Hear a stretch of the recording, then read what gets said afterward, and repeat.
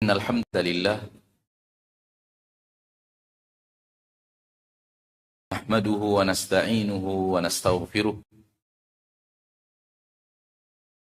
Na'udzu billahi min shururi anfusina wa min sayyiati a'malina. Man yahdihillahu fala mudilla lahu wa man yudlil fala hadiya lahu. Asyhadu an la ilaha illallah wahdahu la syarika lah wa asyhadu anna Muhammadan abduhu wa rasuluh sallallahu alaihi wa ala alihi wa ashabihi man tabi'ahum bi ihsanin ila yaumiddin wa sallama tasliman katsira. Amma ba'd.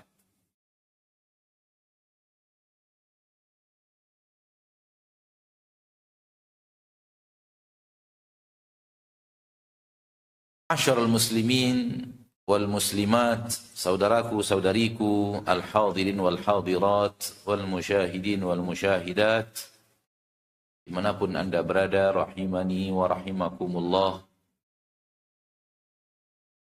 Mari kita bersyukur kepada Allah Tabaraka wa ta'ala, Rabb yang maha pengasih lagi maha penyayang, yang telah mengasihi dan menyayangi kita lebih daripada kasih sayang siapapun yang kita rasakan, daripada kasih dan sayangnya makhluk, termasuk kasih sayang kedua ayah dan ibu kita kepada kita. Itu yang dikatakan oleh Nabi kita Muhammad sallallahu alaihi wasallam ketika beliau bersabda dalam hadis yang sahih riwayat Imam Al-Bukhari, "Lallahu arhamu bi'ibadihi min hadhihi biwaladiha." Sungguh Allah benar-benar mengasihi dan menyayangi hamba-hambanya lebih daripada kasih sayang wanita ini pada anaknya. Lebih kasih sayang daripada seorang ibu kepada anak. Oleh karena itu, apabila kita melihat, memperhatikan dengan seksama ayat-ayat Allah Tabaraka wa ta'ala Rabbul Izzati wal Jalalah, di dalamnya kita akan menemukan banyak sekali Allah Tabaraka wa ta'ala mengingatkan kepada kita akan rahmat dan nikmatnya. Oleh karena itu orang yang membaca Al-Quran dan memperhatikan, mentadabburi bacaan Al-Quran, dia akan menemukan banyak ayat di dalam Al-Quranul Karim yang mengingatkannya akan rahmat dan nikmat Allah kepada dirinya. Dan ketika itulah dia tidak terlalu melihat dunia beserta isinya dan kenikmatannya dan perhiasan yang ada di dalamnya sebagai nikmat.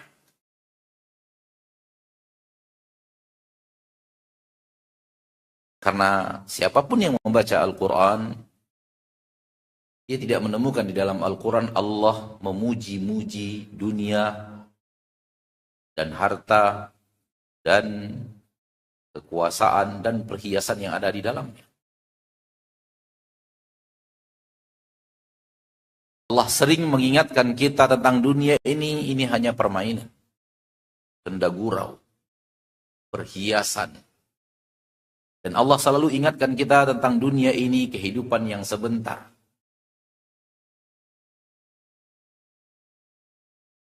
Allah selalu mengingatkan kita tentang dunia ini bahwa ini negeri ujian. Allah selalu mengingatkan kita tentang dunia ini, apapun yang ada semua akan hilang dan sirna. Dan Allah selalu mengingatkan kita, suatu saat kita pasti meninggalkan dunia, rela atau tidak rela. Oleh karena itu orang yang membaca Al-Quran, Muslim yang membaca Al-Quran, Muslimah yang membaca Al-Quran, dan mentadabburi isi yang dia baca, mentadaburi makna dari bacaan yang dia baca, hatinya tidak akan tergantung ke dunia, insya Allah.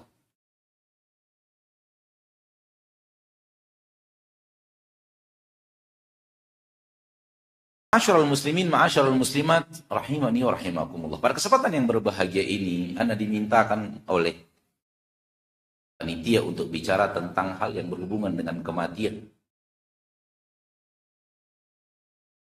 Kematian yang semua manusia sadar bahwa itu akan terjadi dan mayoritas manusia gagal membuat persiapan.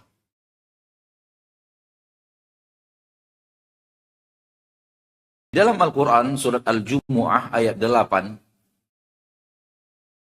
Allah pencipta kita, pencipta langit bumi, pencipta dunia dan akhirat, pencipta surga dan neraka. Berfirman, A'udzu billahi minasyaitonir rajim, Qul innal mauta alladzi tafirruna minhu fa innahu mulaqikum. Thumma turadduna ila alimil ghaibi wasyahadah fayunabbi'ukum bima kuntum ta'malun. Artinya, katakanlah, wahai Nabi, wahai Rasul, innal mauta alladzi tafirruna minhu, sesungguhnya kematian yang kalian lari darinya, menghindar darinya, fa innahu mulaqikum, sesungguhnya kalian akan ditemui oleh kematian itu. Kematian itu akan menemui kalian. Lari kemanapun, yang namanya kematian itu pasti akan datang. Tsumma turadduna ila alimil ghaibi wasyahadah. Setelah kematian itu terjadi, nanti kalian akan dikembalikan kepada Allah, alimil ghaibi wasyahadah, yang mengetahui seluruh yang gaib dan seluruh yang tampak. Fayunabbi'ukum bima kuntum ta'malun, maka ketika itu Dia akan memberitahu kepada kalian apa yang kalian kerjakan. Dalam ayat ini, ma'asyiral muslimin, Allah tabaraka wa ta'ala berfirman mengingatkan kita akan kematian yang kita menghindar darinya. Adakah orang yang menghindar dari kematian?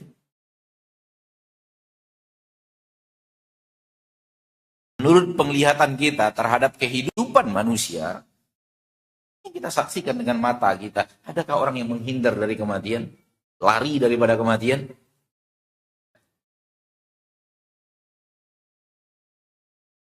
Bertemu kita, ada orang yang mencoba untuk lari daripada kematian.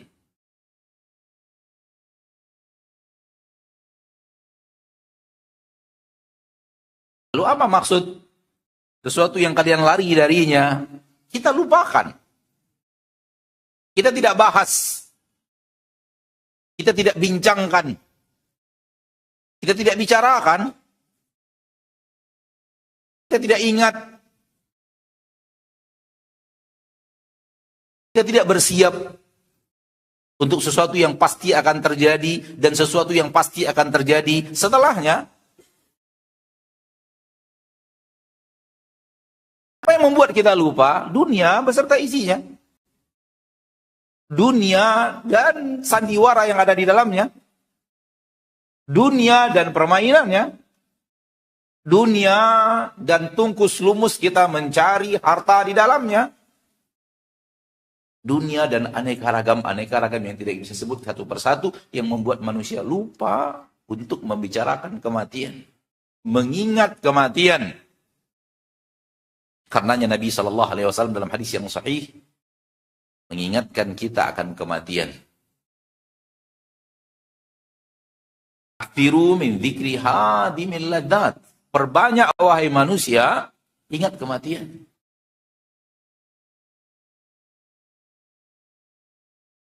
Perbanyak oleh manusia, wahai manusia, akthiru, perbanyak oleh kalian min dzikri hadimil ladzat, untuk mengingat penghancur kelezatan, yaitu kematian. Bapak dan Ibu yang dimuliakan Allah, Izinkan saya mengajak kita untuk memperhatikan apa sih yang sedang dibicarakan orang? Apa sih materi pembicaraan manusia? Apa sih inti bahasan orang-orang yang lagi ngumpul?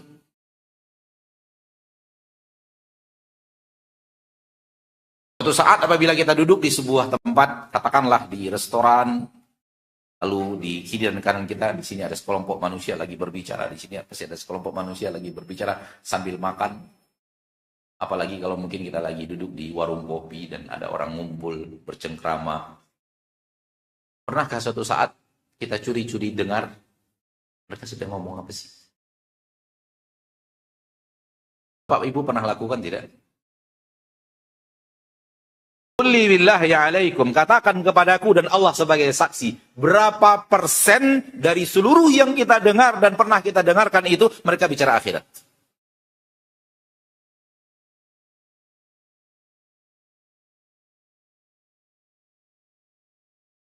Wallahi, untuk bisa mengatakan 5% saja sulit.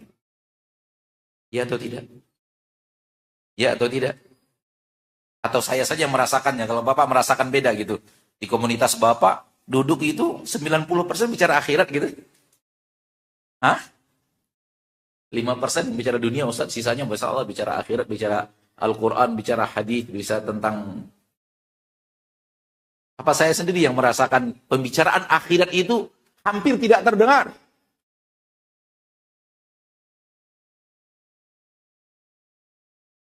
Mereka berbicara tentang dunia yang pasti akan ditinggal.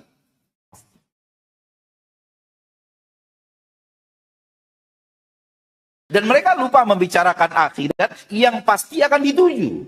Pasti. Ada muslim yang serius dengan keislamannya, ikhlas dalam keislamannya, yang ragu akan poin itu. Dunia pasti dia tinggal, dan akhirat pasti dia tuju.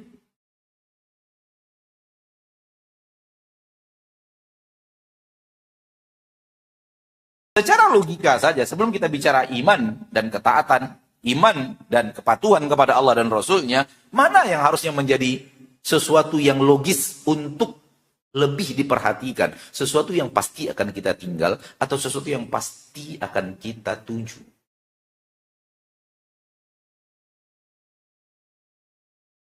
Ulangi, mana secara logika sebelum kita bicara iman yang lebih pantas untuk diperhatikan, sesuatu yang pasti akan ditinggal atau sesuatu yang pasti akan dituju? Secara lisan kita bisa jawab loh Pak. Secara lisan ya.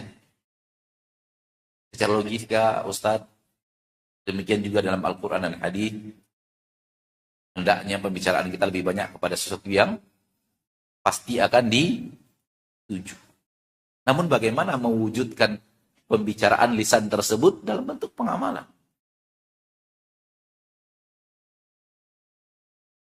Imam Hasan Al-Basri, seorang tabi'in, bahkan imam di kalangan tabi'in, ulama di kalangan tabi'in, generasi yang bertemu dengan sahabat-sahabat Rasul kita tercinta Muhammad SAW, dan tidak bertemu Rasulullah SAW. Mereka Imam Hasan hanya bertemu dengan para sahabat, tapi tidak bertemu dengan Rasulullah Sallallahu Alaihi Wasallam. Suatu saat di rumah beliau ada acara, kemudian di penghujung acara beliau meminta kepada salah seorang di antara ulama yang hadir untuk mengingatkan mereka akan akhirat. Salah seorang ahli ilmu yang hadir berbicara tentang akhirat, mengingatkan tentang akhir, mengingatkan tentang apa yang terjadi pasca kematian di hari akhir, di hari kiamat, dan membuat yang hadir pada menangis, dan majelis bubar dan mereka pulang sambil berlinang air mata. Imam Hasan Al-Basri, begini para sahabat dahulu saya temukan. Mereka kalau bertemu, mereka saling ingatkan akhirat, dan mereka bubar dalam keadaan berlinang air mata.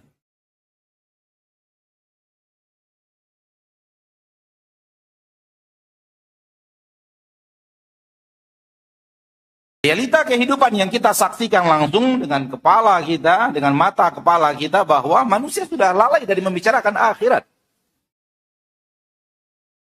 Seolah-olah pembicaraan akhirat itu hanyalah di masjid. Kadang-kadang di masjid pun nggak bicara akhirat juga. Bicara sesuatu yang membuat mereka tertawa, mengocak perut. Kalau ustadznya serius, malas datang. Ustadznya nggak lucu. Masjid.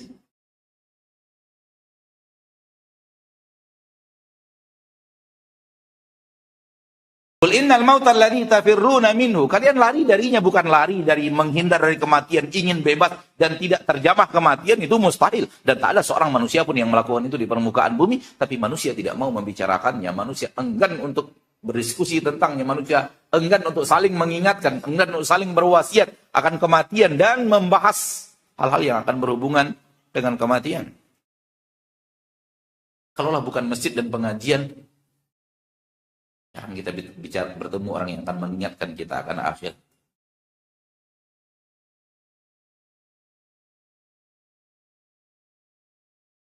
Ini Bapak dan Ibu kaum muslimin dan muslimat rahimani wa rahimakumullah. Lihatlah manusia dengan apa yang mereka amalkan, dengan apa yang mereka lakukan. Di dunia ini kita bicara umat Islam. Kita bicara umat Islam. Biarkan mereka yang tidak beriman dengan akhirat, biarkan mereka yang tidak beriman dengan surga dan neraka. Kita nggak bisa bicara apa-apa kepada mereka tentang mereka. Semoga Allah berikan kita dan mereka hidayah. Karena orang yang tidak beriman dengan akhirat, rumus kita habis. Rumus mati. Dia tidak beriman dengan akhirat. Wa qalu in hiya illa hayatuna dunya namutu wa nahya. Mereka berkata hidup kita hanya dunia. Kita di sini hidup dan di sini kita akan mati. Wa ma yulikuna illa dahr. Yang membuat kita mati adalah usia, waktu, perjalanan hidup. Orang yang tidak beriman dengan akhirat sulit untuk menyampaikan kepada mereka poin ini. Tapi kita bicara orang-orang yang di dalam hatinya masih ada iman. Di dunia ini kita sholat. Di dunia ini kita membaca Al-Quran.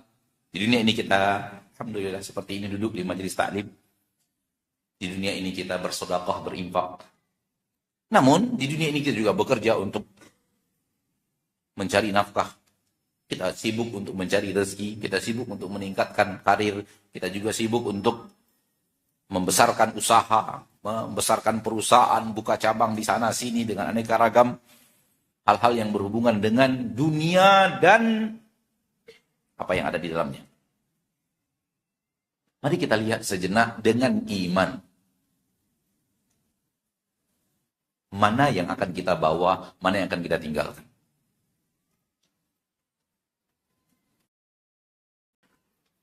Sekali lagi, saya ingin mengajak kita lihat sejenak dengan iman, mana yang akan kita bawa, mana yang akan kita tinggalkan.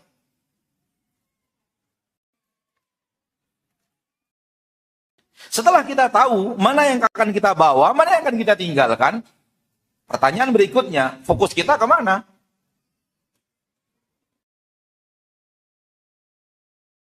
Tumpahan perhatian kita lebih banyak kemana? Kepada yang kita tinggal atau kepada apa yang akan kita bawa?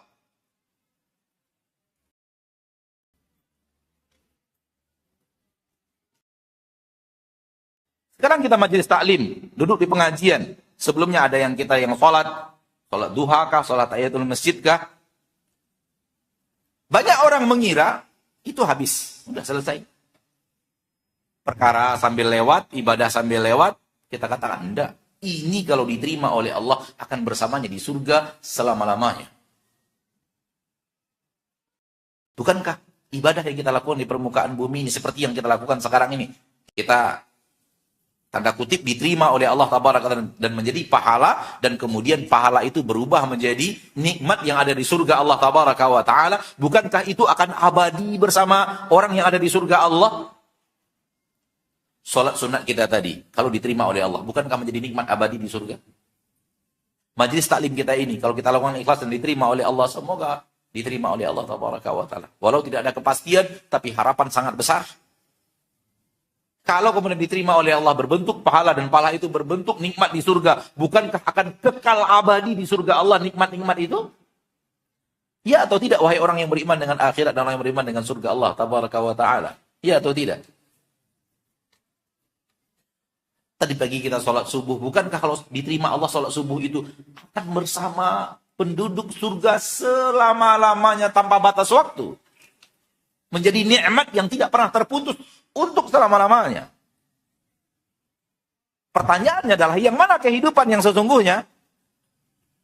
Yang mana kehidupan yang akan membawa Anda kepada kehidupan yang sebenarnya? Sholatnya, puasanya, baca Al-Qur'annya, majelis taklimnya, atau perusahaannya, karirnya, harta yang ada di dalamnya, rumah yang Anda bangun, dan usaha-usaha yang Anda kembangkan dan Anda...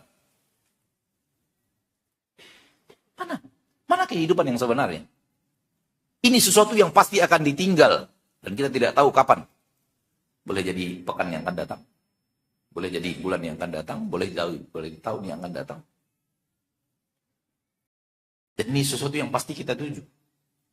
Dan kalau Allah menerimanya, menjadi pahala di surga Allah tabaraka wa ta'ala untuk dinikmati dalam sebuah kalimat, dalam sebuah kata yang kita ucapkan, membayangkan saja kita tidak sanggup. Yaitu kekal abadi.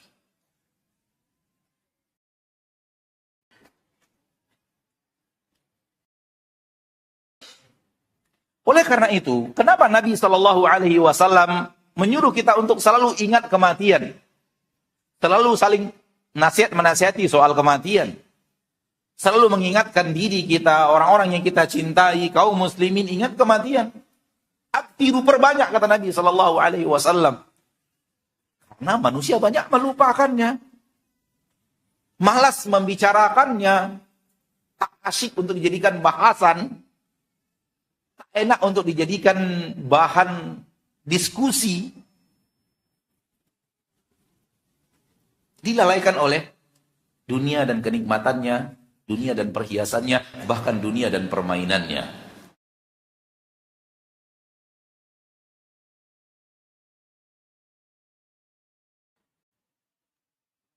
Allah sayang kepada kita, sebagaimana yang tadi kita katakan di awal.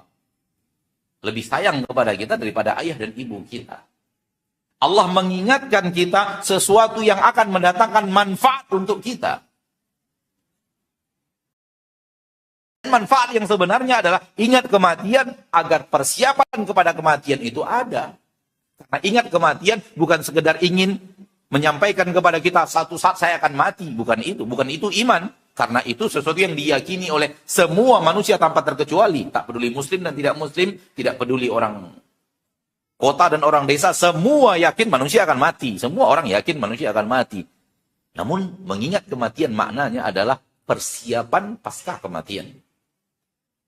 Persiapan untuk setelah kematian. Itu makna yang diinginkan. Oleh karena itu, setelah ini Allah berfirman, فَإِنَّهُ مُلَاقِيكُمْ ثُمَّ تُرَدُّونَ إِلَىٰ عَالِمِ الْغَيْبِ وَالشَّهَادَةِ. Kemudian kalian akan dikembalikan kepada Allah. Ini dia pasca kematian. Apa yang akan terjadi? Ingat kematian itu artinya persiapan untuk apa yang akan dihadapi setelah kematian. Bukan sekedar tahu bahwa kita akan wafat dan selesai. Orang kafir juga beriman, non-muslim juga beriman, dia akan mati. Tapi dia tidak punya maksud untuk apa yang ada setelah kematian. Karena menurut dia setelah kematian adalah habis.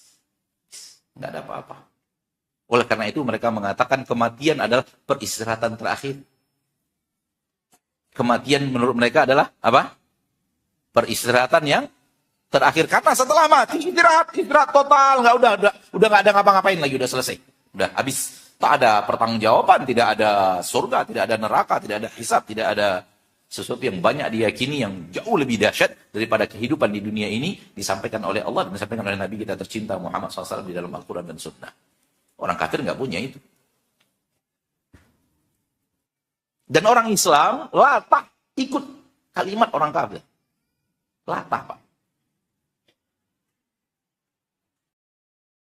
Lihatlah umat Islam yang sekarang ini kita mulai dengarkan, umat Islam yang berbicara tentang orang mati.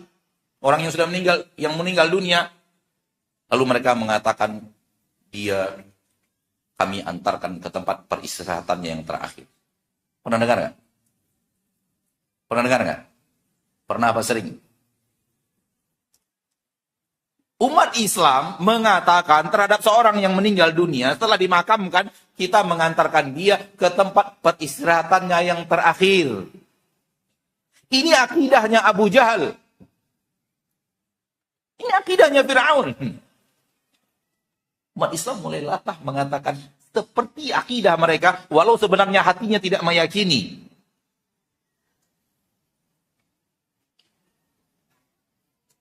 Apakah kubur bagi umat Islam adalah tempat peristirahatan terakhir? Itu awal perjalanan yang sangat sulit.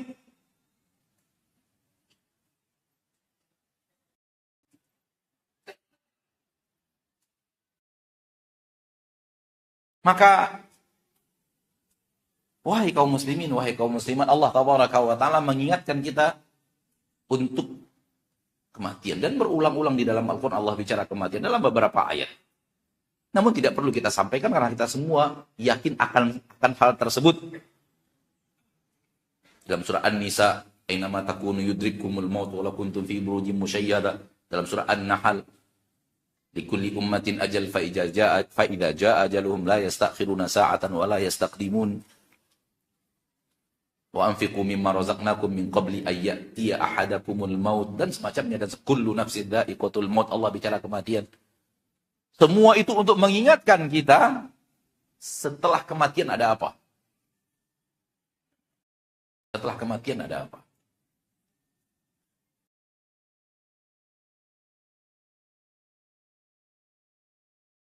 Saudaraku-saudariku muslimin dan muslimat rahimani wa rahimakumullah, ketahuilah bahwa keadaan akhirat, kejadian-kejadian padang mahsyar, kondisi-kondisi yang akan dialami nanti di akhirat, di dunia ini kita lukis. Di dunia ini kita buat. Di dunia ini kita lakukan. Karena apa yang ada di akhirat, ma'asyiral muslimat, hanyalah ganjaran atas apa yang dikerjakan di dunia. Saya akan mengulangi. Perhatikan dengan baik. Apa yang ada di akhirat kelak, apa yang akan kita temukan di akhirat kelak, apa yang akan terjadi pada diri kita di akhirat kelak, semuanya hanyalah ganjaran, balasan atas apa yang kita kerjakan di dunia. Allah tidak akan pernah menzolimi manusia, memberikan kepadanya sesuatu yang beban dosa dari apa yang tidak dia kerjakan. Tidak akan pernah. Allah hanya akan menambahkan untuk manusia ganjaran dari amal soleh yang dia kerjakan. Adapun menambahkan azab lebih daripada apa yang dia kerjakan, itu tidak pernah dilakukan oleh Allah, dan tidak akan pernah dilakukan oleh Allah yang maha adil, maha pengasih dan maha penyayang. Tapi kalau dilipat gandakan ganjaran kebaikan dari kebaikan yang kita lakukan di permukaan bumi, ya, itu salah satu bukti Allah maha pengasih, maha penyayang, Allah yang luar biasa kasih sayangnya dan maha luas pemberiannya. Dosa tidak Allah lipat gandakan hukumannya, dan pahala Allah lipat gandakan ganjarannya.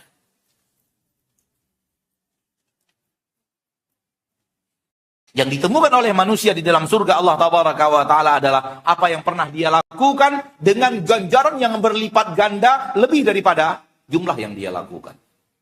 Dan yang ditemukan oleh mereka di neraka, na'udzubillah min dzalik, sesuai dengan apa yang mereka kerjakan. Tidak akan Allah lebihkan. Itu artinya apa? Surga dicari di sini. Dan neraka larinya pun dari sini.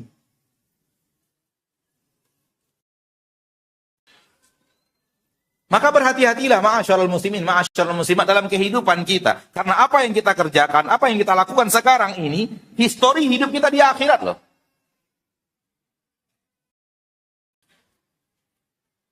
Karena kita tidak akan mencari surga di akhirat. Dan tak ada kesempatan untuk lari dari neraka di akhirat. Nggak ada. Ada orang yang bisa mencari surga di akhirat? Sudah wafat baru dia beramal soleh, bisa? Oleh karena itu, orang-orang penduduk neraka meminta kepada Allah, kembalikan kami ke dunia, na'mal salihan, kami ingin beramal saleh, ghairal ladzi kunna na'mal, amal yang tidak kami kerjakan sebelumnya. Amal-amal kami yang dulu kami akan tinggalkan. Kami akan pindah kepada amal saleh, amal yang kau inginkan, yang kau ridhoi, ya Allah. Karena mereka tahu bukan di akhirat tempatnya untuk beramal mencari surga Allah. Maka mereka minta dikembalikan ke dunia, kembalikan kami ke dunia. Dan itu cita-cita tertinggi penduduk neraka. Agar Allah kembalikan mereka ke dunia. Mereka ingin berubah di dunia. Dan sekarang kita di tempat itu. Tempat yang diidam-idamkan oleh penduduk neraka untuk merubah amal. Tempat yang dibayang-bayangkan, dicita-citakan dalam cita-cita tertinggi penduduk akhirat, orang-orang yang akan masuk neraka tentunya. Untuk melakukan perubahan hidup, Allah sudah katakan kepada kita. Dan sekarang, hidup kita sekarang ini itulah dia. Untuk apa Allah sampaikan? Agar kita paham dan mengerti. Jangan sampai kita terjerumus ke dalam sesuatu yang terjerumus kepadanya mereka yang mengidam-idamkan kembali ke dunia untuk beramal saleh. Kita sedang ada di dunia, lakukan amal saleh. Mengidam-idamkan untuk kembali ke dunia, meninggalkan amal yang tidak mereka lakukan yang dahulunya mereka lakukan. Ini kesempatan untuk meninggalkan amal yang mereka menyesal telah melakukan amal tersebut. Dan kalaulah bukan mengingat kematian dan berbicara kematian dan selalu ingat bahwa diri itu akan mati, kita tidak akan terbawa kepada bahasan-bahasan ini dan kita akan hanyut dalam pembicaraan, berita, apalagi zaman sekarang. Zaman di mana berita begitu mudah, begitu menyebar, sehingga orang sibuk dengan berita. Orang sibuk dengan kabar manusia, kabar makhluk. Orang sibuk dengan sesuatu yang membuat dia ingat kematian. Semoga Allah memelihara kita, menjaga kita. Semoga Allah memberikan taufik kepada kita untuk tidak terjerumus kepada apa yang terjerumus di dalamnya manusia zaman sekarang. Di zaman Rasul mungkin tidak ada. Di zaman komunikasi dan informasi belum begitu mudah seperti sekarang mungkin tidak ada.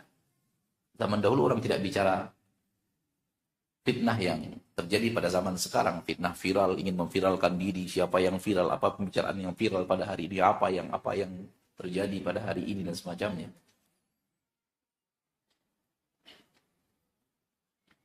Kalau kita sadar, harusnya kita membuat diri kita sadar bahwa hari demi hari kita itu untuk mengejar surga dan lari dari neraka. Dua itu. Kapan di sini, di dunia ini? Karena tidak ada kesempatan untuk mengejar surga di akhirat, tak ada kesempatan untuk lari dari neraka di akhirat. Kesempatan untuk mengejar surga dan lari dari neraka itu hanya di sini. Hari ini, hari Ahad, Senin, Selasa, Rabu, Kamis, Jumat, Sabtu. Hari-hari inilah yang akan kita gunakan untuk mengejar surga dan untuk lari dari neraka. Bukan untuk mengumpulkan harta sebanyak-banyaknya, yang pasti untuk kita tinggal.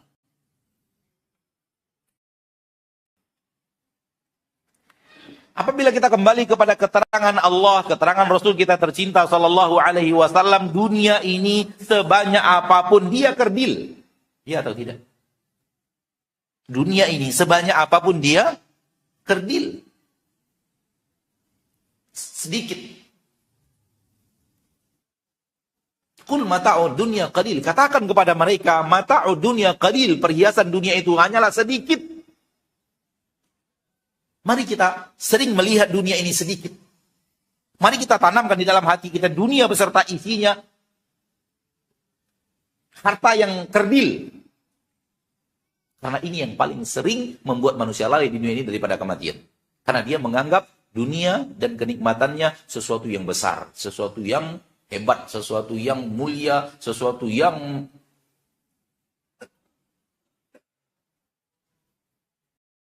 oleh karena itu berhentilah melihat harta orang.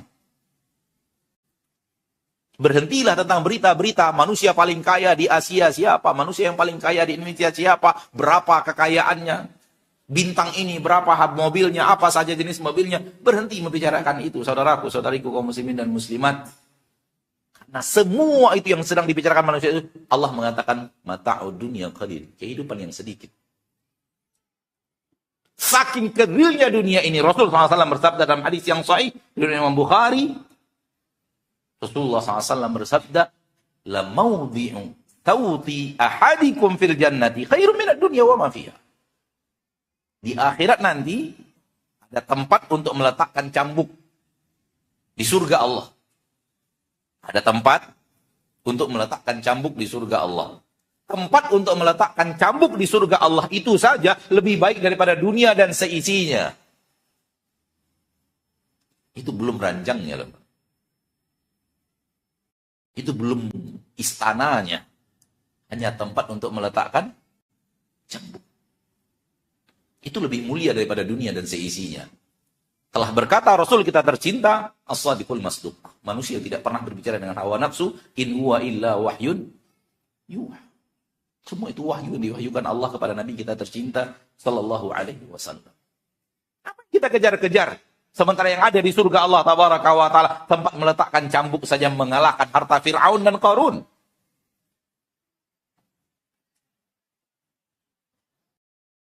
Permasalahannya adalah hati membesarkan dunia sehingga melupakan akhirat.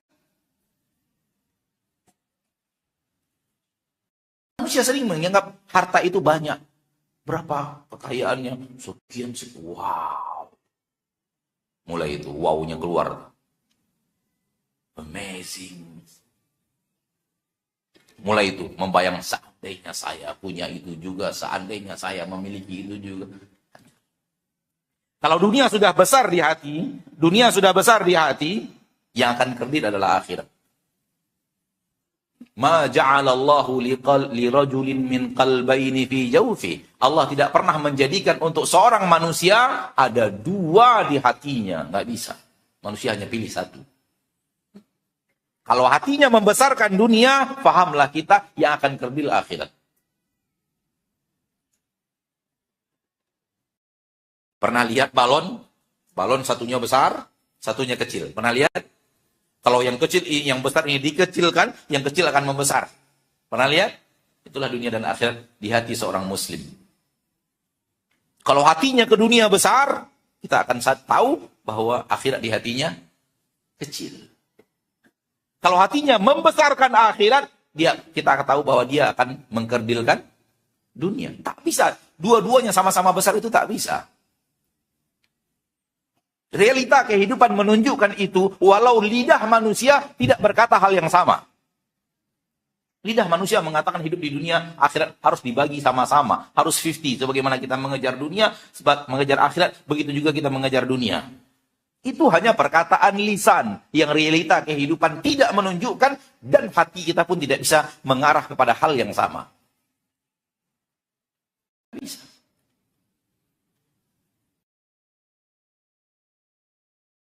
Apa yang terjadi dalam saat ketika kita diwafatkan Allah tabaraka wa ta'ala? Kenapa harus kita perhatikan dan perhatian kepada saat-saat datangnya kematian? Karena saat di hari kita dimatikan oleh Allah, diwafatkan oleh Allah tabaraka wa ta'ala, penentuan keputusan. Final keputusan.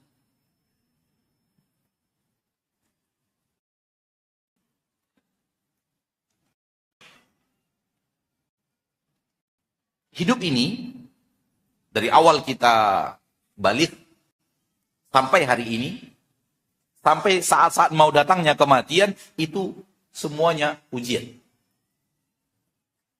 Nilainya, final nilai keputusannya, detik-detik kematian nanti.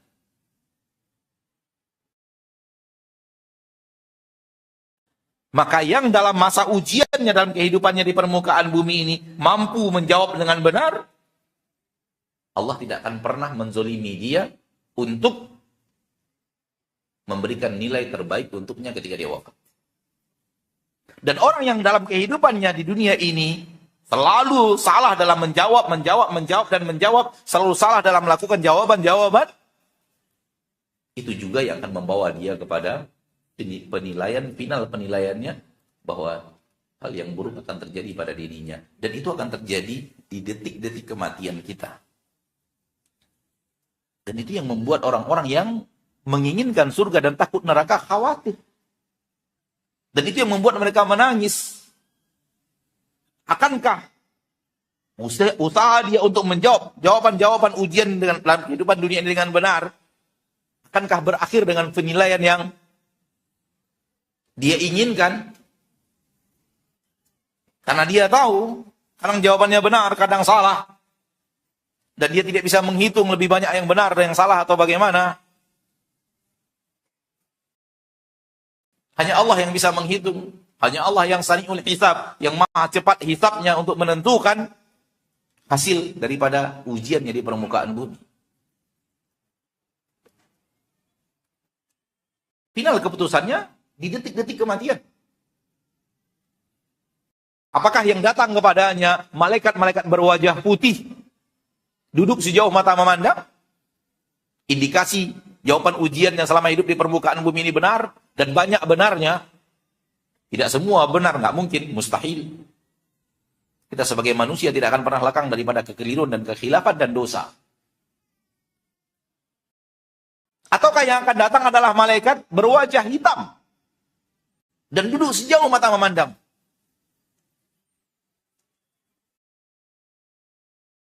Dan malaikat-malaikat yang datang ini itu bukan malaikat maut, tapi memang malaikat yang Allah kirim di saat kematian datang. Orang mukmin akan dikirim malaikat-malaikat berwajah putih. Duduk sejauh mata memandang. Dan orang yang detik-detik akan wafat itu sudah melihat alam gaib. Sudah melihat malaikat. Dan orang-orang yang ada di sekitarnya tidak melihat. Namun kita yang akan sakratul maut dan pasti akan sakratul maut tidak bisa tidak. Di detik-detik itu kita sudah bisa melihat malaikat. Karena jadwal ujian sudah habis. Yang ada adalah ketentuan hasil ujian. Kalau yang bertemu adalah malaikat-malaikat berwajah putih, itu tanda bahwa dalam menjawab ujian selama hidup di permukaan bumi negeri ujian ini, jawaban kita banyak yang benar. Tapi kalau yang bertemu justru malaikat-malaikat berwajah hitam. Itu yang dikatakan Nabi SAW. Hadisnya panjang. Kita tidak ingin masuk ke dalam hadis yang panjang itu. Tapi kita ambil potongan-potongannya saja. Setelah itu datang malaikat maut. Malaikat maut mengucapkan dua ucapan yang berbeda. Untuk orang yang lulus menjalani ujian di permukaan bumi, malaikat maut berkata, "Ukhruji ila maghfiratin minallahi wa ridwan." Keluarlah engkau dari tubuh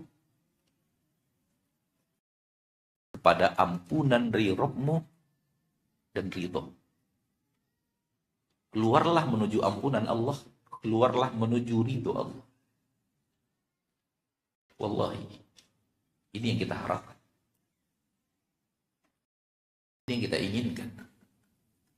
Untuk inilah semua ketaatan. Agar kemudian di saat malaikat maut menjemput kita, kalimat yang ia keluarkan kalimat ini. Ketika menyuruh ruh keluar dari tubuh. Ukhruji ila maghfiratin minallahi wa ridwan. Keluarlah engkau menuju ampunan Rabbmu dan ridho Rabbmu. Ada di dalam Al-Quran akhir surat Al-Fajr. Ya ayyatuhan nafsul mutmainnah. Irji'i ila rabbiki radiyatan mardiyah.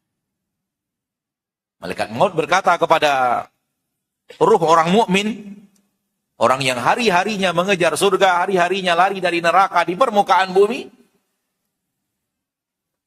dan dia berbuat untuk hari ini, hari di mana dia akan berpisah dari dunia ini,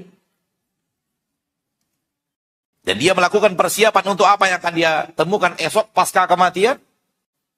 Itu kalimat yang akan dia dengarkan dari lisan malaikat maut yang tidak didengar oleh orang-orang yang ada di sekitarnya.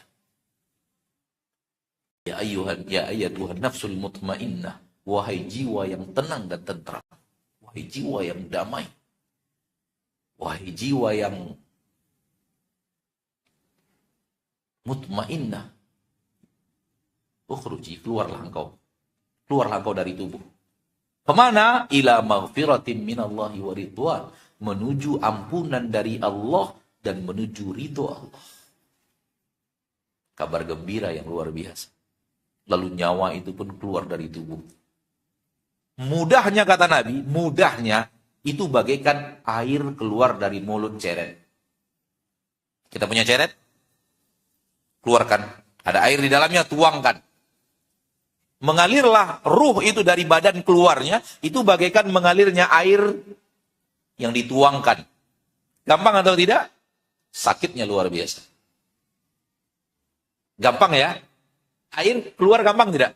Segampang itulah. Nabi yang mengatakan sallallahu alaihi wasallam, segampang itu ruh itu keluar dari tubuh. Mengalirnya bagaikan mengalir air. Tapi itu pun sakit. Sakit yang tidak pernah ada sakit setelah itu. Manusia tidak pernah merasakan sakit lebih daripada sakit di saat ruhnya itu harus keluar dari badan.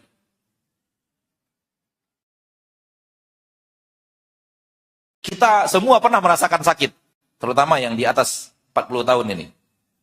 Pernah merasakan sakit entah jantungnya, entah ginjalnya, entah ya kan?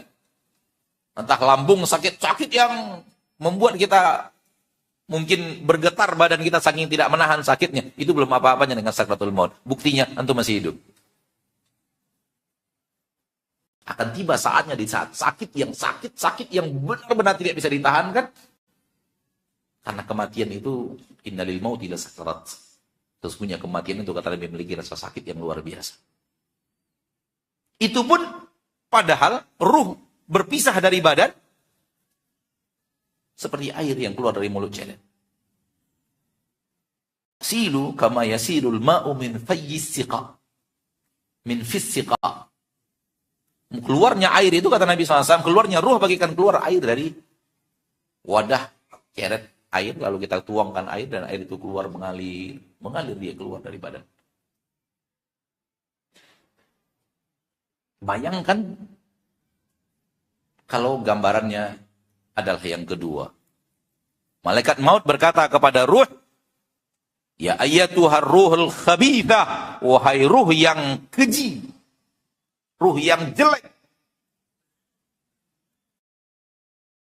Ya ayyatuhan nafsul khabithah, wahai jiwa yang keji, jiwa yang karena ujiannya gagal terus. Ujian hari Senin gagal, hari Selasa gagal, hari Rabu gagal, hari Kamis gagal, hari Jumat gagal, banyak gagalnya.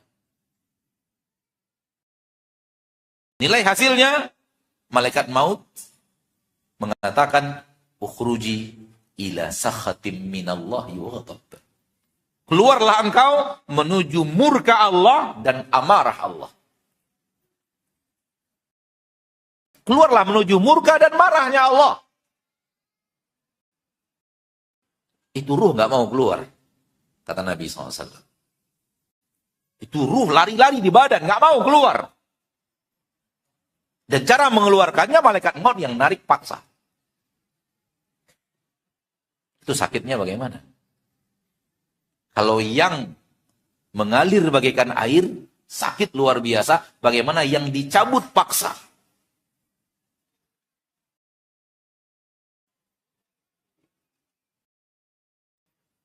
Dan itu pasti akan terjadi salah satu di antaranya. Saya dan Anda pasti akan berhadapan dengan salah satu di antaranya. Saya berharap, sangat berharap tidak ada di antara kita yang terlalu yakin dapat yang pertama. Nggak boleh terlalu yakin. Harap iya, yakin nggak boleh. Harapan itulah yang membuat kita akhirnya beribadah, minta ampun kepada Allah, menghindar dari hal yang dimurkai oleh Allah Tabaraka wa Ta'ala Rabbul Izzati wal Jalalah. Tapi kalau yakin, terbalik. Justru kita lalai daripada yang tadi, karena kita terlalu yakin. Umat Yahudi, kenapa mereka begitu bengis di permukaan bumi? Karena mereka terlalu yakin mereka adalah kekasih-kekasih Allah. Begitu agama mereka. Nahnu abna'ullahi wa ahibba'u. Kita ini anak-anaknya Tuhan, anak spesial Tuhan. Dan kekasih-kekasih Tuhan. Terlalu yakin bahwa mereka lah makhluk yang dicintai Allah Tabaraka wa Ta'ala. Sehingga terjadilah yang terjadi. Maka yakin tidak boleh. Yakin adalah jebakan iblis. Berharap sifat orang yang beriman. Berharap itu tidak yakin, tapi harapan ada. Yang kedua, jangan terlalu yakin dosa kita diampuni. Berharaplah, yakin jangan. Berharaplah dosa kita diampuni dengan harapan yang besar. Tapi yakin jangan.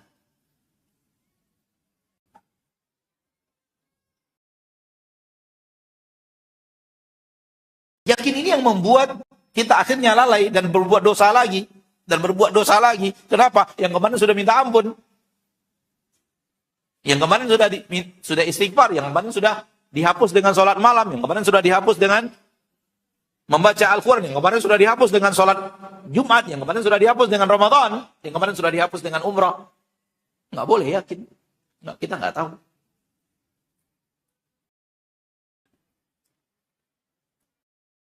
Dan ruh apabila sudah keluar dari jasad, itu langsung diambil oleh malaikat-malaikat yang tadi berwajah putih atau malaikat-malaikat yang berwajah hitam. Langsung dimasukkan ke dalam kain kafan yang mereka bawa. Satunya dibawa dari surga, satunya dibawa dari neraka. Begitu yang Nabi katakan. Sallallahu alaihi wasallam.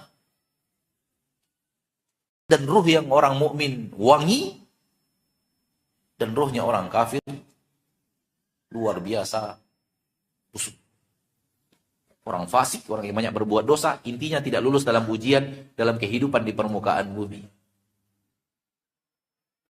Lalu ruh itu dibawa ke atas. Bukan oleh malaikat maut, tapi malaikat-malaikat yang tadi berwajah putih dan malaikat-malaikat yang berwajah hitam. Ruhnya orang mukmin melewati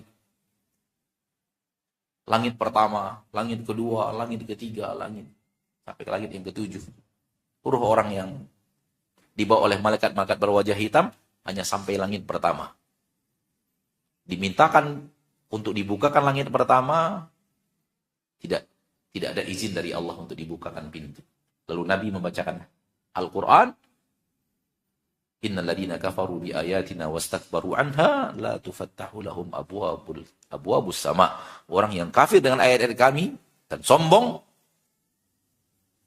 maka tidak akan dibuka untuk mereka pintu-pintu langit. Adapun roh orang mukmin dibuka untuk mereka pintu langit yang pertama, kemudian diiringi malaikat berjalan. Jadi iringan-iringan di dunia ada dua. Pertama iringan-iringan jasad kita. Kedua iringan-iringan ruh. Itu malaikat.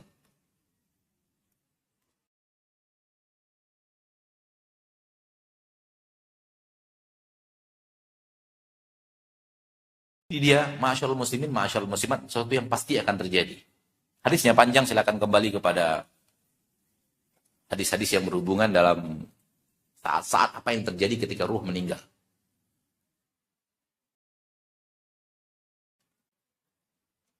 Kalau antum punya buku Ahkamul Janaiz, hukum-hukum seputar jenazah, itu di situ Syekh Albani rahimahullah pengarang kitab mengumpulkan matan-matan hadis itu dari Sunan Ibnu Majah, dari Sunan Tirmidzi, Sunan Abu Daud, dari riwayat-riwayat lainnya dikumpulkan panjang, 1 halaman, 2 halaman lebih bicara tentang hadis saat-saat ruh akan berpisah dari tubuh dan apa yang dilakukan, apa yang terjadi, apa yang dibawa oleh para malaikat, apa ucapan para malaikat, bagaimana di langit, bagaimana ketika diturunkan, bagaimana di alam barzakh, bagaimana malaikat yang bertanya kepadanya, apa jawabannya, apa yang terjadi setelahnya. Dan itu panjang sekali. Bukan itu tema bahasan kita dan bukan untuk itu kita, karena hadisnya panjang. Intinya ma'asyarul muslimin, ma'asyarul muslimat, jangan lalai dari kematian. Jangan lalai bicara kematian. Jangan lalai mengingat kematian. Mengingat kematian dalam makna yang positif. Bukan dalam makna yang negatif. Dalam makna yang hasilnya kebaikan. Bukan makna yang hasilnya keburukan. Karena mengingat kematian ada dua. Ada yang hasilnya positif dan ada yang hasilnya negatif. Ada orang yang ingat kematian, ingat dia kematian, tapi hasil akhirnya lemes, lunglai, loyo, letih, apa lagi? Letoy, apa lagi? Lesu, lemah udah tadi. Lunglai.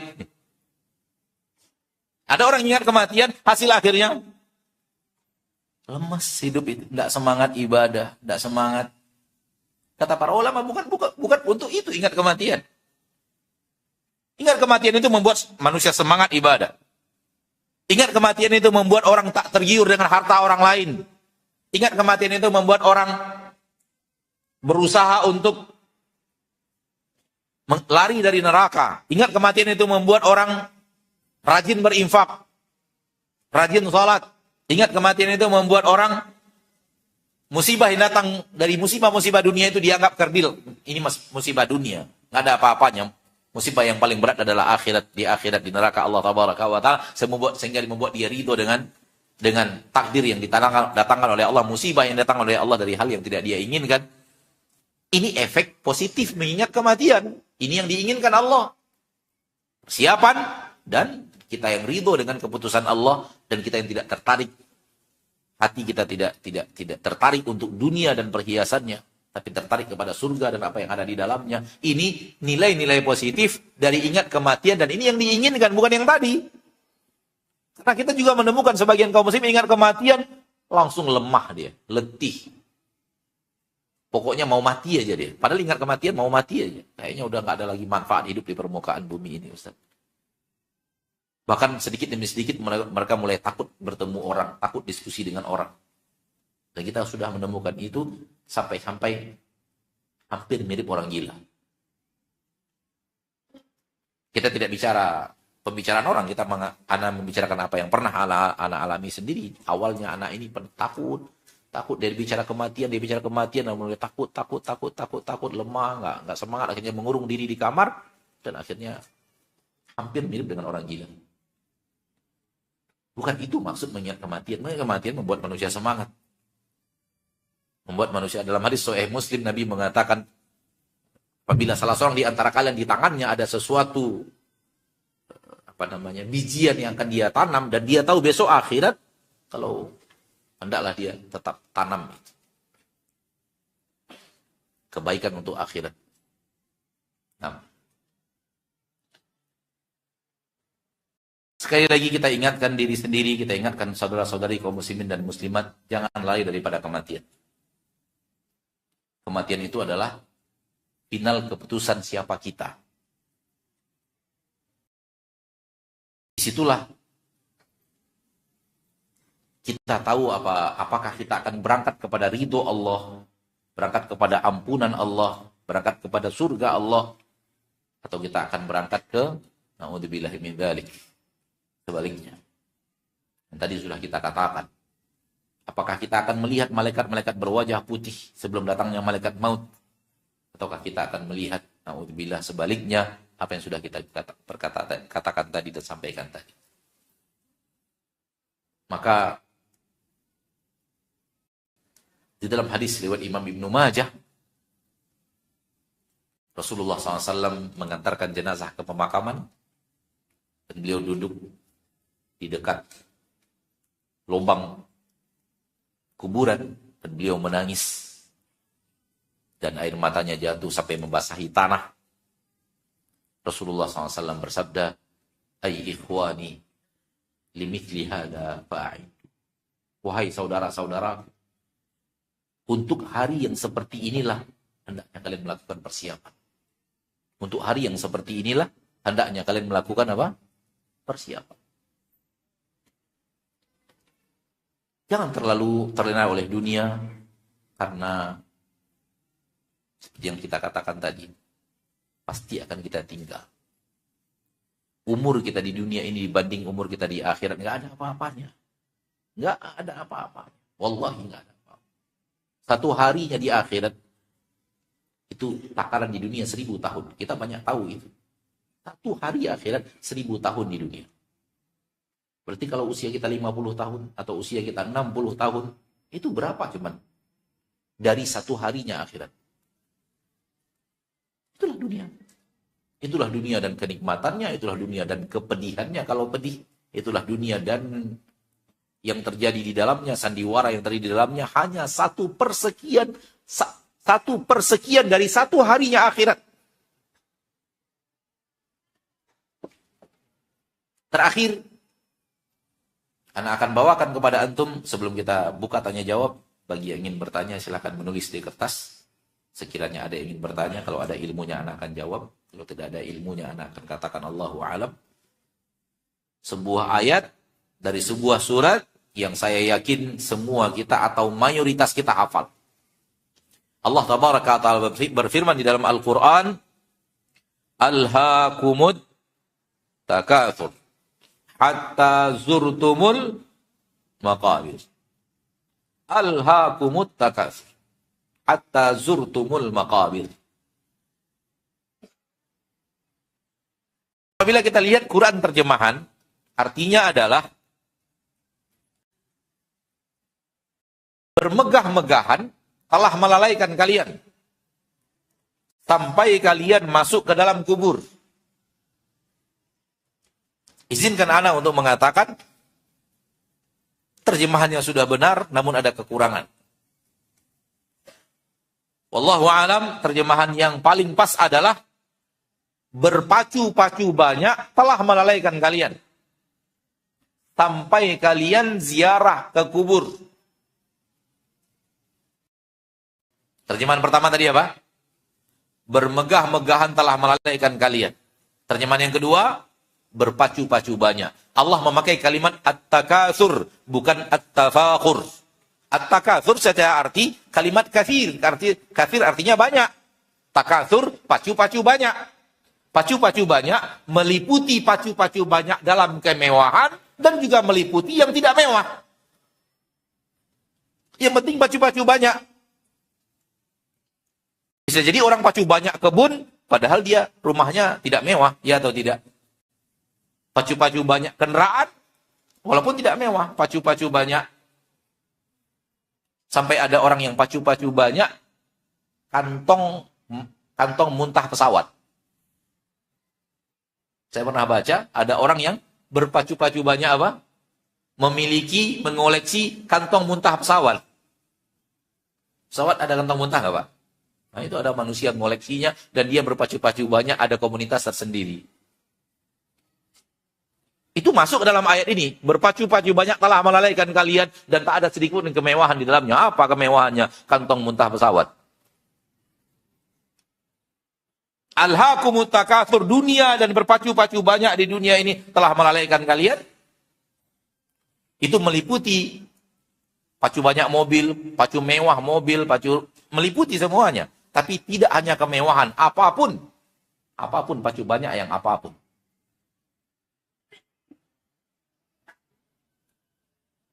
Masuk yang mewah, masuk yang tidak mewah. Masuk bermegah-megahan, bermewah-mewahan, masuk yang tidak. Hatta zurtumul maqabir, sampai kalian masuk kubur. Terjemahan yang kedua, sampai ziarah kubur. Karena Allah memakai kalimat zara yazuru zurtum, yang artinya ziarah. Apa bedanya masuk kubur dengan ziarah kubur? Terjemahan pertama masuk kubur. Terjemahan kedua apa? Ziarah kubur. Masuk kubur tidak mengandung kalimat keluar. Sementara ziarah kubur mengandung kalimat masuk dan keluar. Orang masuk kubur dalam akidah kita. Apakah masuk kubur dikubur selama-lamanya? Atau dia akan keluar dari kubur? Dia akan keluar dari kubur. Oleh karena itu, Allah memakai kalimat ziarah. Sampai kalian ziarah kubur. Kalian akan masuk kubur dan akan keluar lagi. Karena di kubur kalian hanya ziarah. Kalimat ziarah mengandung makna masuk dan mengandung makna apa? Keluar. Kalimat masuk dalam terjemahan tidak mengandung makna keluar. Sebenarnya yang kita inginkan dalam kalimat ziarah ada makna singkat. Ada makna pendek. Ada makna waktu yang tak panjang. Maka kita di dalam kubur tidak panjang waktu kita. Oleh karena itu Allah menggunakan kalimat ziarah ketika masuk kubur. Karena ziarah ada kandungan makna singkat.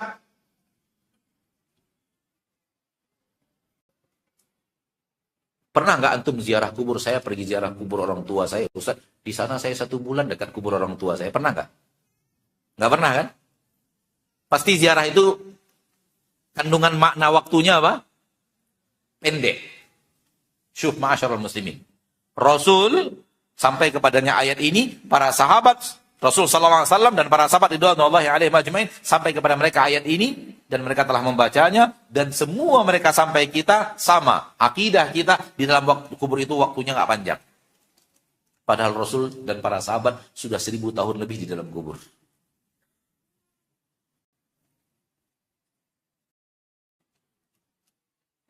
Kalau usia di dalam kubur 1000 tahun lebih dan tidak tahu berapa tahun lagi di masa yang akan datang, nggak tahu kita, wallahu a'lam, tahun berapa tahun lagi sampai hari kiamat terjadi.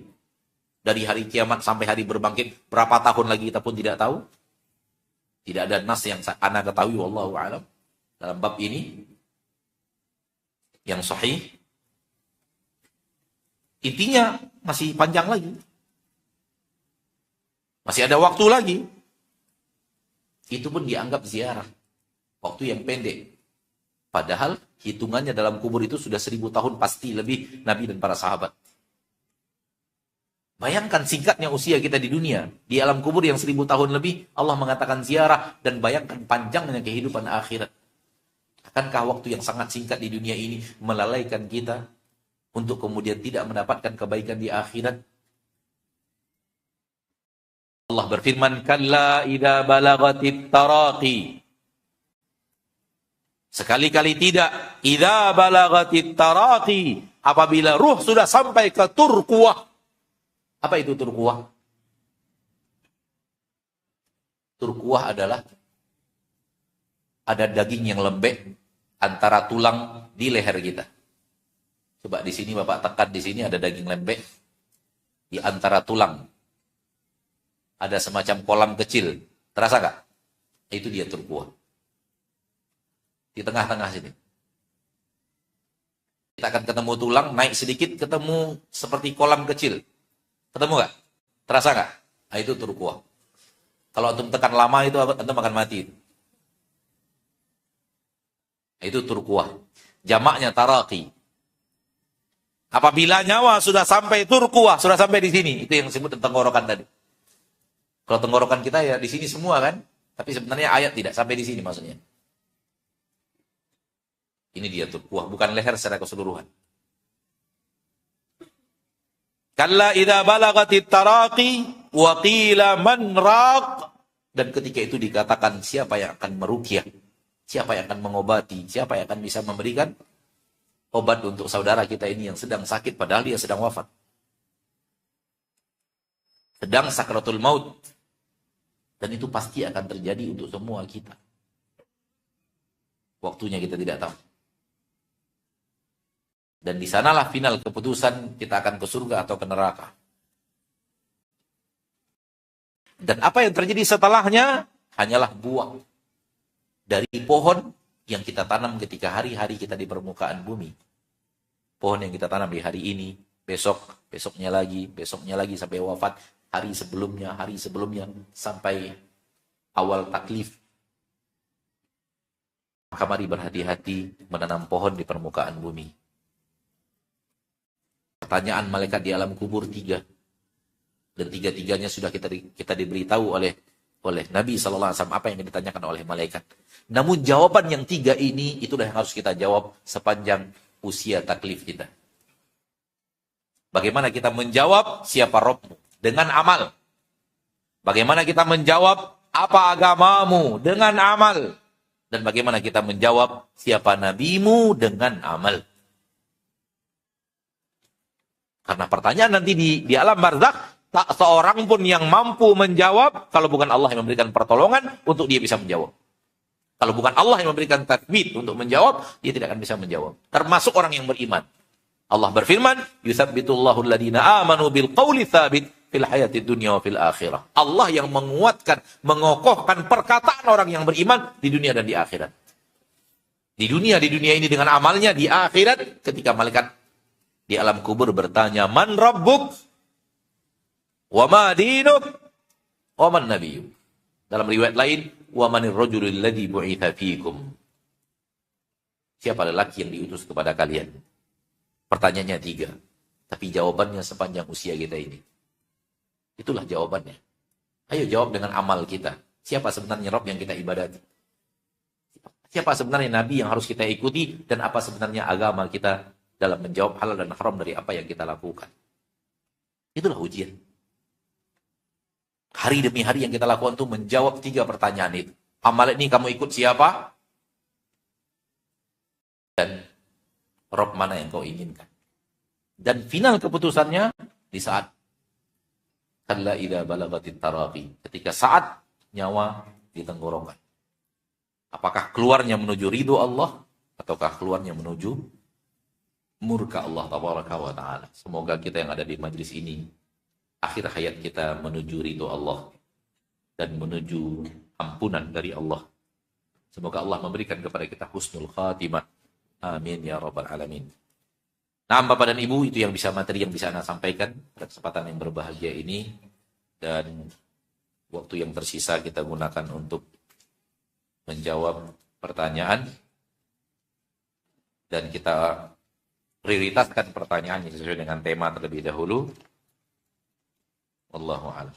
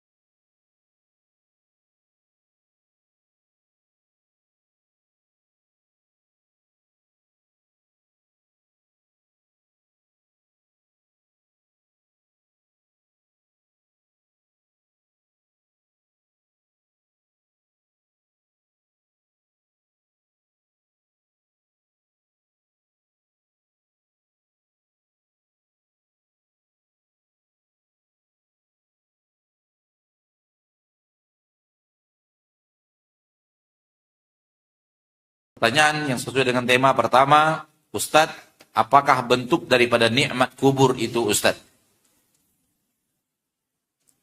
Ini pertanyaan sesuai dengan tema, apakah bentuk daripada nikmat kubur? Di dalam buku yang tadi Ana sampaikan, itu disebutkan detail oleh Nabi kita tercinta Muhammad Sallallahu Alaihi Wasallam. Apabila seorang mukmin berhasil menjawab pertanyaan malaikat, 3 malaikat, maka dia akan mendapatkan nikmat kubur. Akan didatangkan untuknya alas tidur dari surga. Pasti tidak ada alas tidur atau kasur di permukaan bumi sehebat alas tidur orang yang mendapatkan husnul khatimah. Karena alas tidurnya didatangkan dari surga. Kemudian kuburnya dibuat Allah luas sejauh mata memandang.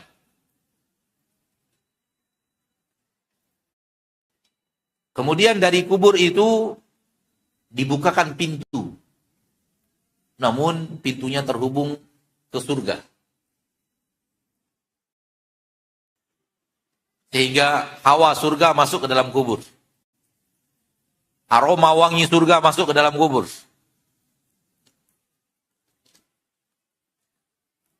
Kemudian didatangkan kepadanya seseorang yang akan menemaninya. Berwajah bagus, berpakaian bagus. Dan dia bertanya, siapa engkau? Orang itu menjawab, saya adalah amalmu yang saleh.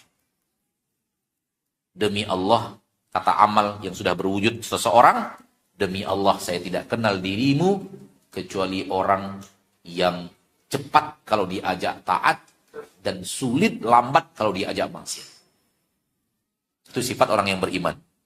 Diajak kepada ketaatan, gampang dan mudah. Namun diajak kepada kemaksiatan, bukan tak bisa, tapi payah mengajaknya untuk berbuat maksiat. Lamban dia kepada maksiat. Itu saksi amal yang dikatakan oleh Nabi SAW di alam kubur. Jadi, di alam kubur tidak diadab, alas tidurnya dari surga didatangkan, hawanya, hawa kuburnya, hawa surga, aroma wangi dari surga. Wallahu a'lam. Itu yang bisa ana jawab.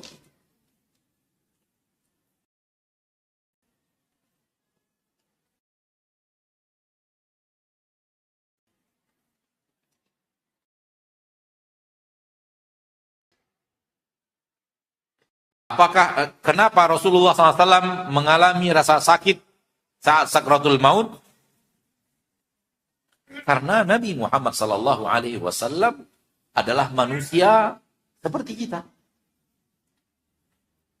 Maka akan datang kepada Nabi SAW sesuatu yang akan datang kepada manusia. Nabi Muhammad SAW manusia. Di dalam Al-Quran akhir surat Al-Kahfi, Qul innama ana basyarun mislukum. Katakan wahai Nabi kepada manusia, innama ana basyarum mislukum. Aku adalah manusia seperti kalian. Maka akan datang kepada Nabi, menimpa Nabi SAW sesuatu yang menimpa manusia-manusia lainnya. Nabi itu sedih. Nabi itu kesakitan. Nabi itu punya jiwa, perasaan sebagaimana manusia lainnya.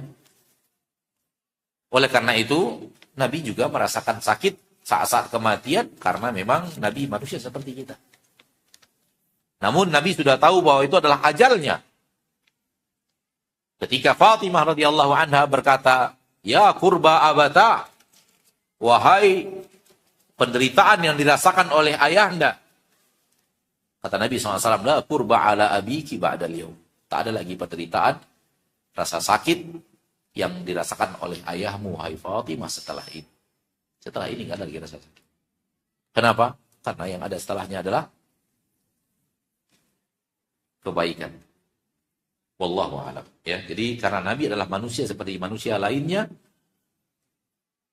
dalam kodrat manusia lainnya sama.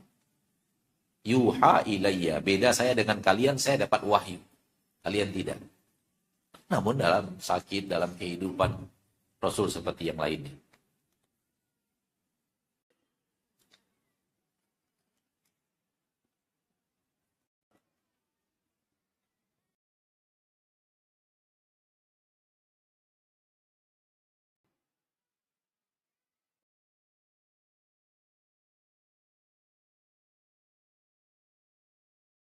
Ayah saya qadarullah meninggal 4 bulan yang lalu karena serangan jantung. 1 jam sebelum meninggal mengeluhkan dada yang terasa amat sakit. Ayah selalu beristighfar, menyebut Allahu Akbar dan menyebut la ilaha illallah. Sampai mau dimasukkan ke dalam mobil, dibawa ke rumah sakit. Sesampai di rumah sakit, ayah dinyatakan sudah tidak ada lagi, sudah meninggal. Apakah ayah saya dalam keadaan wafat, dalam keadaan husnul khatimah, Ustaz? Harapan. Kepastian tidak ada. Harapannya ada. Akhir-akhir yang kita dengar dari lisan ayah kita adalah Allahu Akbar, la ilaha illallah. Itu yang kita tahu. Itu yang kita tahu. Dan ada masa-masa di mana kita tidak tahu apa yang keluar dari mulut ayah kita. Apakah benar la ilaha illallah itu akhir kalimat yang dia diucapkan dalam lisan, dan setelah itu tidak ada lagi ucapan setelahnya? Hanya Allah yang tahu. Maka mudah-mudahan ketika kita menemukan ayah kita wafat dalam keadaan menyebut-nyebut kalimat tersebut, harapannya ya, kepastiannya tidak ada.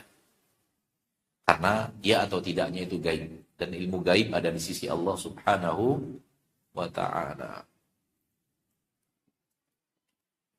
Bagaimana caranya Ustadz untuk bisa istiqomah merasa diawasi Allah setiap saat, walau di tengah keramaian? Kalau kita bisa sampai kepada titik ini, tolong ajarkan saya. Berat ini. Berat menjadi seorang yang bisa merasa diawasi Allah terus setiap saat. Wallahi inilah puncak keimanan.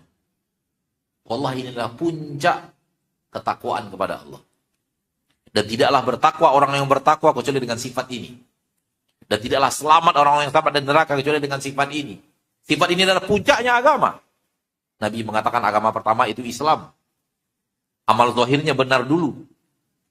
Setelah itu iman. Setelah itu ihsan. Ihsan itu apa? Ini dia yang ditanyakan. Selalu merasa Allah melihat kita. Maka ini puncak keimanan.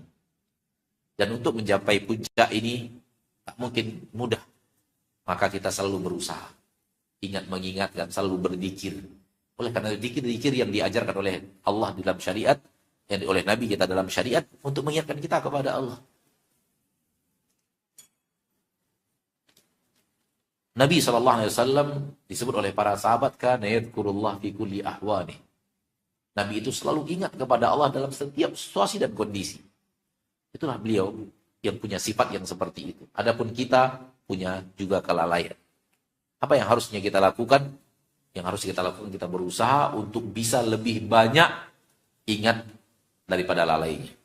Nah,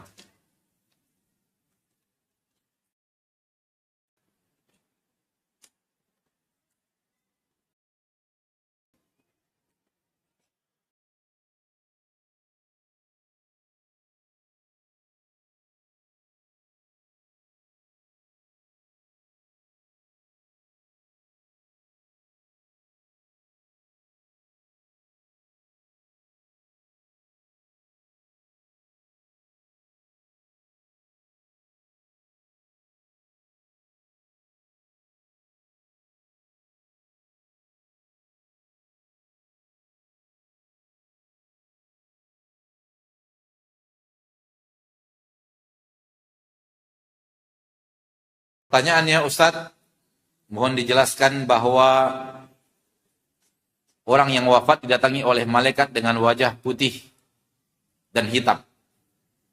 Akan dimasukkan ke dalam surga dan dimasukkan ke dalam neraka. Bukankah setelah kematian masih ada hisab, mizan, dan ada syafaat? Nah, tapi ciri-cirinya sudah didatangkan di kematian. Tanda-tanda bahwa dia akan mendapatkan surga Allah, tanda-tanda bahwa arah kebaikannya adalah menuju surga. Bukankah malaikat maut perintah dari Allah untuk mengatakan, keluarlah menuju ampunan Allah dan ridho. Betul akan ada hisab, akan ada banyak perjalanan padang mahsyar. Akan tetapi ciri-ciri bahwa, indikasi bahwa dia akan kebaikan didatangkan pada saat sakaratul maut. Wallahu a'lam. Itu tidak menafikan sama sekali. Tetap akan kita lalui padang mahsyar. Tetap kita akan melalui masa berhisab. Tetap akan kita akan melalui masa-masa yang tadi disebutkan. Ada mizan, ada sirat. Dan tetap akan datang ketakutan pada saat-saat itu. Rasa takut akan tetap datang. Akan tetapi inti, final keputusan sudah disebutkan pada saat kematian. Wallahu a'lam.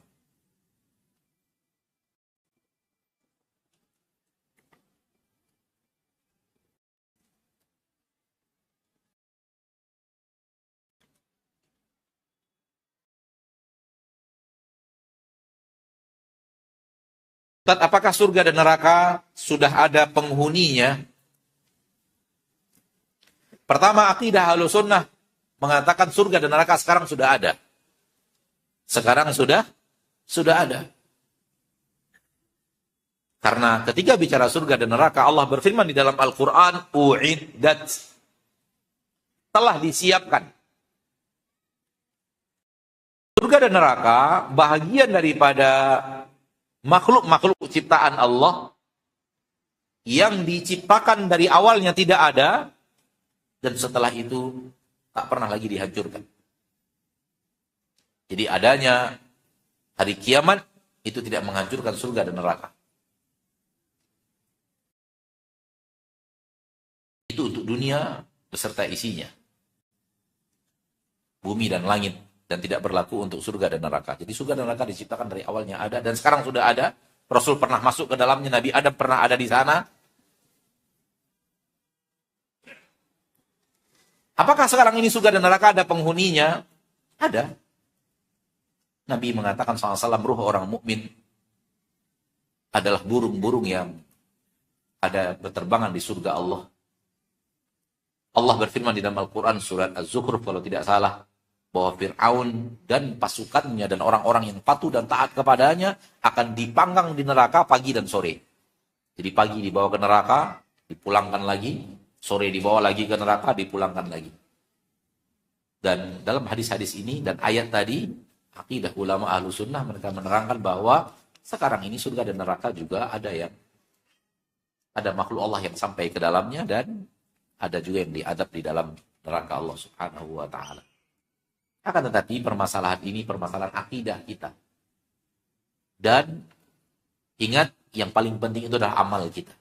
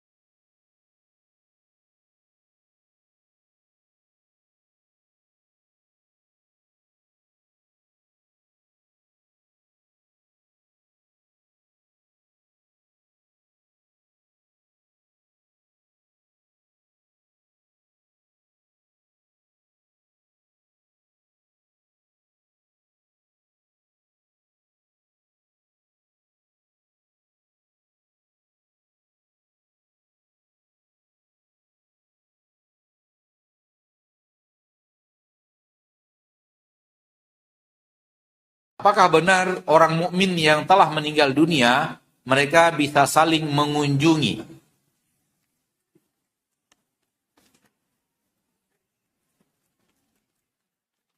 Masyarul muslimin, seluruh perkara gaib, tanpa terkecuali. Tak ada yang boleh kita katakan kecuali ada ayat atau hadisnya yang sahih. Maka perlu dalil dari hadis yang menunjukkan bahwa orang mukmin sudah wafat saling mengunjungi. Kalau tidak ada, maka tidak boleh berbicara. Dan sampai saat ini Anda tidak tahu adanya hadis yang berbicara bahwa ruh orang mukmin saling mengunjungi, atau ruh orang mukmin datang ke rumahnya dan mengetahui apa yang terjadi di rumah keluarganya pada anak dan istrinya. Anda juga tidak tahu. Atau ruh orang mukmin tahu siapa yang datang ke kuburnya dan apa yang diucapkan di depan kuburnya itu, Anda juga tidak tahu hadisnya. Wallahu a'lam. Dan jangan berbicara kecuali ada ilmunya dari Al-Quran dan hadis tentang seluruh perkara gaib.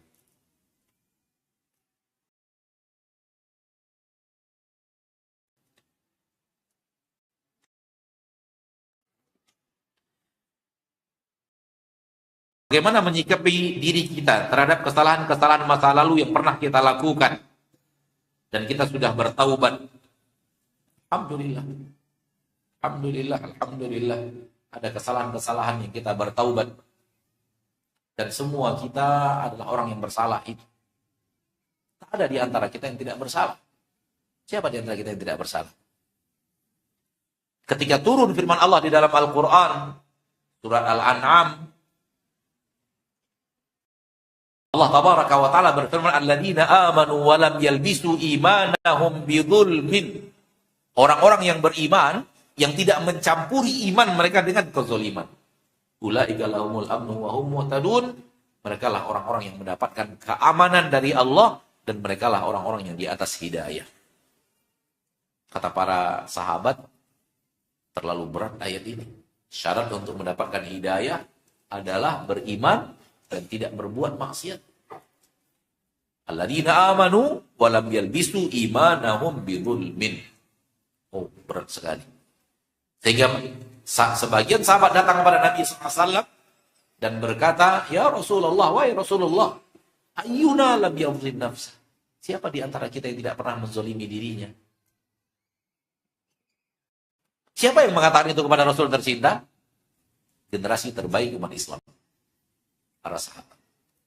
Mereka berkata, ayyuna lam yadhlim nafsa. Siapa di antara kita yang tidak pernah menzolimi dirinya? Maka semua manusia berbuat maksiat. Kalau kita hiasi dengan taubat, alhamdulillah. Maka berhusnudzonlah, Allah menerima taubat kita dan lanjutkan taubat itu. Kalau suatu saat terjerumus lagi, taubat lagi. Suatu saat terjerumus lagi, taubat lagi. Bukti taubat yang serius adalah antara terjadi kesalahan yang kita telah taubat dengannya dengan terulang lagi, punya masa, punya jarak yang tidak dekat. Itu berarti taubatnya serius. Tapi kalau taubatnya taubat tidak serius, waktunya dekat. Sekarang minta ampun, besok terjadi lagi, taubat lagi, minta ampun lagi, besok terjadi lagi. Maka itu bukan taubat. Karena taubat syaratnya adalah azam. Dan orang yang punya azam, itu biasanya azamnya runtuh setelah waktu yang lama.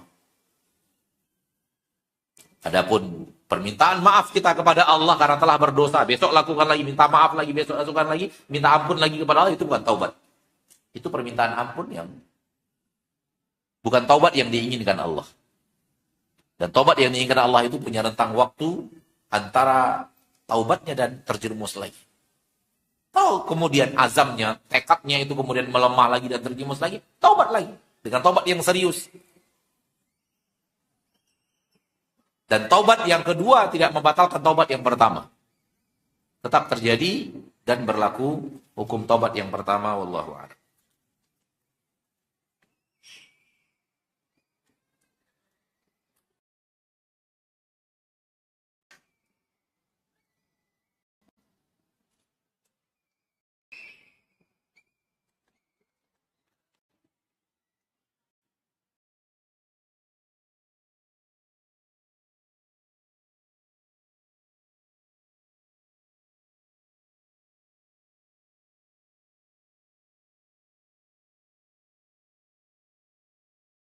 Apakah ada tanda-tanda atau ciri-ciri orang yang mau dicabut nyawanya secara fisik, Ustaz? Wallahu a'lam. Anda tidak terlalu tahu. Namun orang yang bergelut dalam ilmu kesehatan, orang yang bergelut dengan pasien itu mengetahui tanda-tanda orang akan wafat. Tapi itu dari pengalaman. Adapun nas tegas ini tanda-tanda orang yang akan wafat itu tidak. Tapi dari pengalaman hidup akan ada. Nabi SAW ketika sakit berkata, paman Nabi tercinta Abbas radhiyallahu anhu berkata, Nabi tidak akan sehat dari penyakit yang sekarang. Penyakit ini akan membawa beliau kepada kematian. Fa inni a'riful mauta fi wujuhi Bani Abdul Muttalib. Aku bisa melihat tanda-tanda kematian di wajahnya Bani Abdul Muttalib. Aku bisa melihat tanda-tanda kematian di wajahnya Bani Abdul Muttalib. Ini perkataan paman Nabi Abbas radhiyallahu anhu wa ardhahu. Pengalaman hidup kalau orang seperti ini, ya. Dan para ahli para ahli kesehatan juga yang sering berhubungan dengan pasien juga dengan pengalaman hidup mereka bisa memahami ini tanda-tanda yang tidak lama lagi orang ini akan wafat. Itu hanya pengalaman hidup. Tapi nas tegas sejauh yang Anda tahu tidak ada. Ma'asyiral muslimin, ma'asyiral muslimat, ini yang bisa kita jawab dan mohon maaf atas banyak sekali pertanyaan akan tetapi tak berhubungan dengan materi kita yang tidak kita jawab karena pertanyaan yang sesuai dengan materi sudah membuat waktu kita habis. Oleh karena itu mohon maaf kepada kaum muslimin dan muslimat yang sudah letih bertanya dan yakinlah bahwa ketika Anda bertanya Anda sudah dapat pahala kalau ikhlas. Karena sedikit pun apa yang kita lakukan daripada kebaikan tidak akan hilang di sisi Allah. Jangan kaitkan amal soleh dengan hasil amal soleh. Apapun yang kita lakukan amal soleh, walau tidak nampak hasilnya, maka amal soleh kita adalah sesuatu yang tidak pernah hilang di sisi Allah. Fastajaba lahum rabbuhum anni la udhi'u amala 'amilin minkum min dzakarin aw untha. Allah tidak akan pernah mensia-siakan amalan siapapun, sekecil apapun, baik laki-laki atau perempuan. Maka ketika ingin bertanya agama dan kita menulisnya, insya Allah kalau kita ikhlas, telah diberikan pahala oleh Allah Tabaraka wa Ta'ala. Bapak dan Ibu kaum muslimin dan muslimat, ini yang bisa Anda sampaikan secara materi dan tanya jawab kita pada kesempatan hari yang berbahagia ini. Dan kepada Allah kita memohon agar Allah memberikan kepada kita semangat untuk persiapan pasca kematian. Karena untuk mempersiapkan apa yang ada setelah kematian itu hanya terjadi di sini, di dunia ini. Kalau tidak, maka tidak ada kesempatan untuk mengejar surga, sebagaimana tidak ada kesempatan untuk menghindar dari neraka. Semoga Allah memberikan kepada kita taufik dan hidayah agar kita hidup di dunia ini untuk mengambil bekal sebanyak-banyaknya, meniru Nabi kita tercinta sekuat tenaga, dan taubat dari dosa dan kesalahan yang kita lakukan. Semoga Allah berikan kepada semua kita husnul khatimah, dijauhkan kita daripada su'ul khatimah. Semoga Allah berikan kepada kita ampunan ketika kita dihisab di sisinya. Semoga Allah kuatkan kaki kita di saat kita sedang melintas di atas sirat. Amin ya rabbal alamin. Subhanakallahumma wa bihamdika asyhadu an la ilaha illa anta astaghfiruka wa atubu ilaik. Assalamualaikum warahmatullahi wabarakatuh.